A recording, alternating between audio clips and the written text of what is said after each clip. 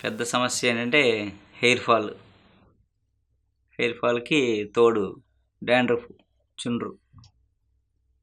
ఇవన్నీ hair fall అంటే అసలు జుట్టు ఏ వయసు వరకు మొలిపించవచ్చు?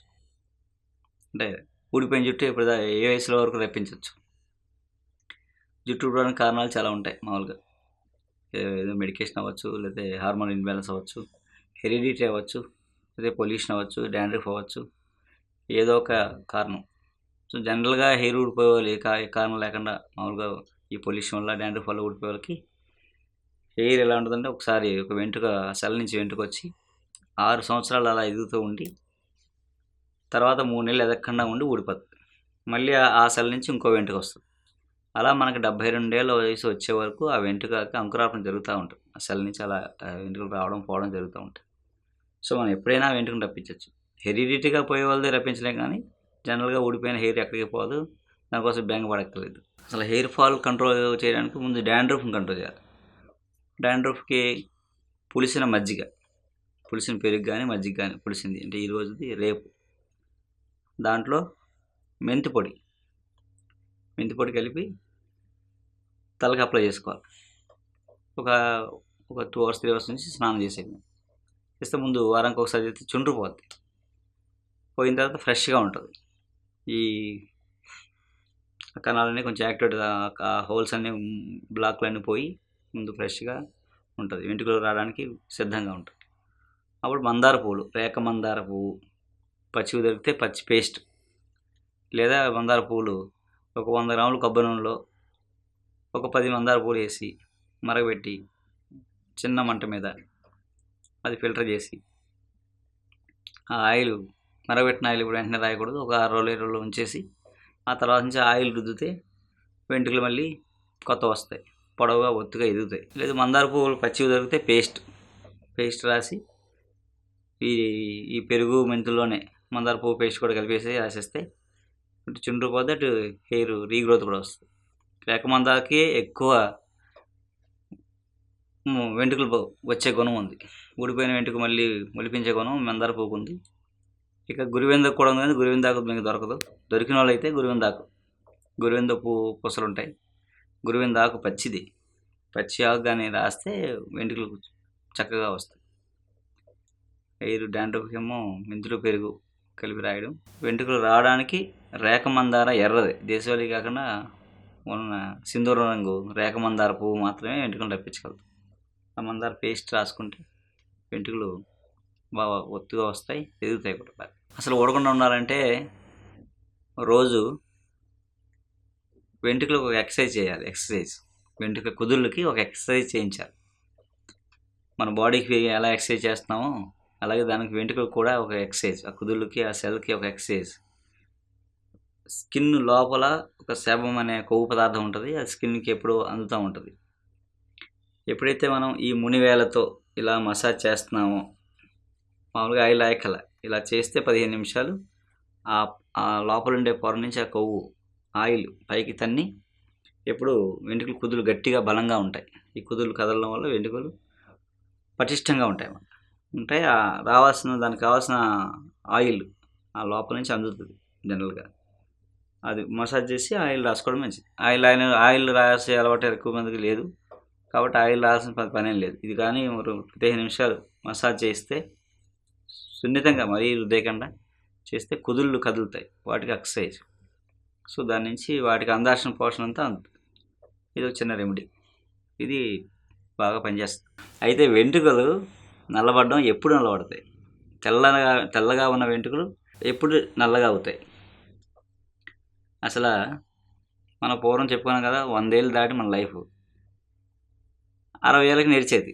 అది సహజంగా నెరడం, అది సహజంగా మనిషి ధర్మం. 60 ఏళ్ళు 50 ఏళ్ళు దాటాక నెరవడం అనేది ఒక పెద్ద వయసు. ఆ నెరవడం అనేది సహజంగా నెరిచే నెరుపు.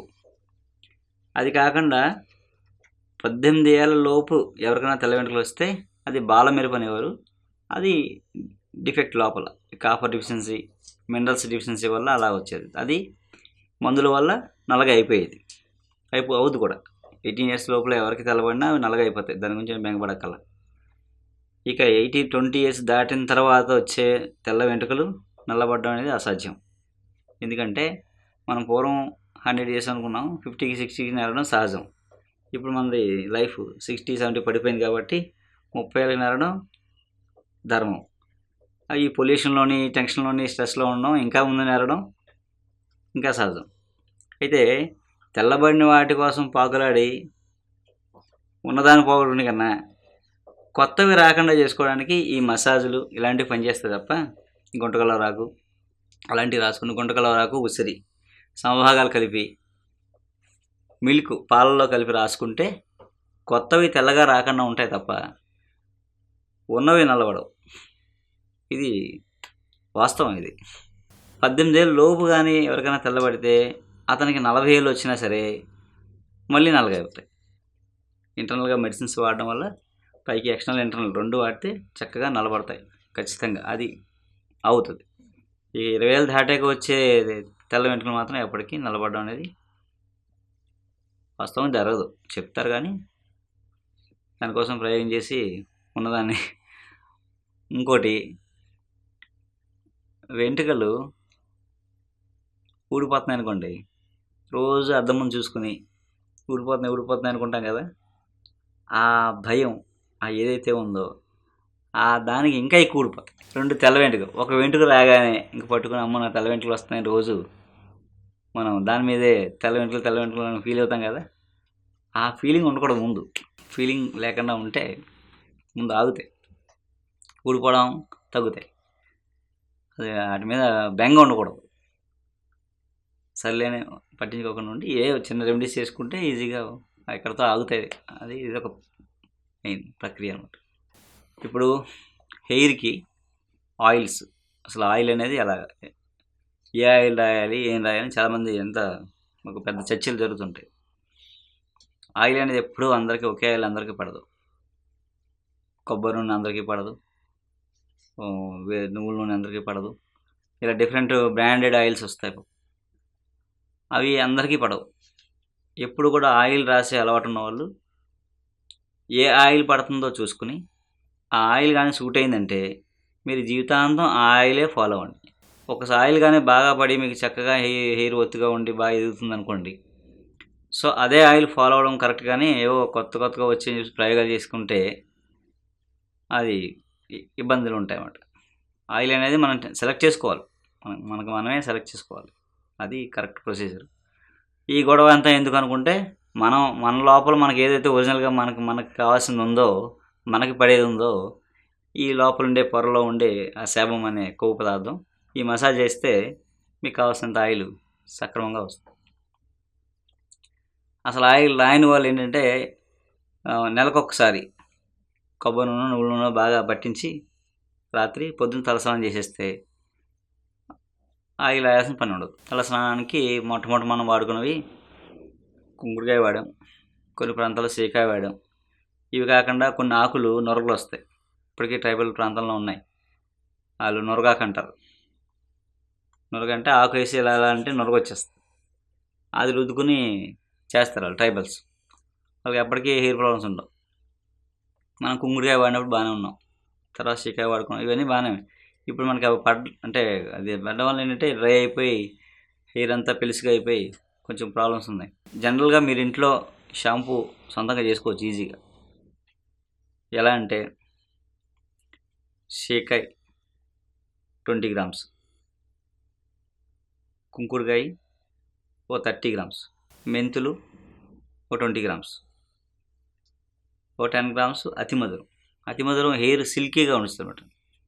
సిల్కీలా ఉంటుంది, చాలా సాఫ్ట్గా సిల్కీలా ఉంటుంది. అతిమధురం హెయిర్ మీద అలా పనిచేస్తుందన్నమాట. ఈ కలబంద, యాక్చువల్లీ ఇవన్నీ పట్టించేసి సీకాయ, కుంకుడుకాయ, మెంతులు, అతిమధురంకి కలబంద కలిపేసి ముందు కాయలకి అప్లై చేసి ఎండబెట్టాలి. అది పౌడర్ చేసేసుకొని ఆ పౌడర్తో తలస్నానం చేస్తే మీకు ఇబ్బంది ఉండదు. అంటే కుంకుడుకాయ పడకపోవడం, సీకాయ పడకపోవడం అలాంటిదే ఉండదు. ఈ కలబంద, అతిమధురం మీకు ఆ పడకపోవడాన్ని తీసేస్తాయి. అది చాలా బెస్ట్. ఇంకా షాంపూలు అంటే అది కూడా అంతే, ఏ షాంపూ పడుతుందో మీకు చూసుకొని వాడి చూడడమే. అన్ని షాంపూలు ఒకలా ఉండవు కదా, అందులో వాడిన ఇంగ్రీడియంట్స్ బట్టి కొన్ని పడతాయి, కొన్ని పడవు. షాంపూ అయిపోతాయి. ఒరిజినల్గా షాంపూ ఎలా చేసుకుంటే చాలా ఉత్తమం. హలో ఫ్రెండ్స్, పిఎంసి ఆన్లైన్ని సబ్స్క్రైబ్ చేసుకోండి. సరికొత్త అప్డేట్స్ కోసం బెల్ బటన్ని నొక్కండి.